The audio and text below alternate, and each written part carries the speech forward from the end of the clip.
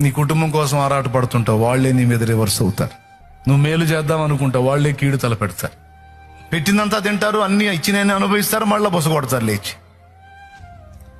కృతజ్ఞతాహీనంగా ప్రవర్తిస్తారు.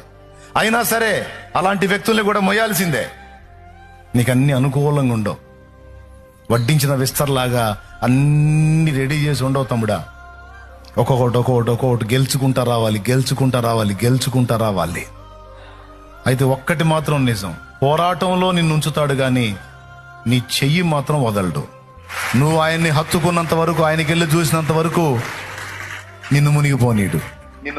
చేపట్టుకొని నడిపిస్తాడు. ఇందులోనే మళ్ళా నీకు సంతోషాన్ని ఇస్తాడు, ఇందులోనే మళ్ళా నీకు సమృద్ధిని ఇస్తాడు, ఇందులోనే మళ్ళీ నీకు ఆదరణ ఇస్తాడు.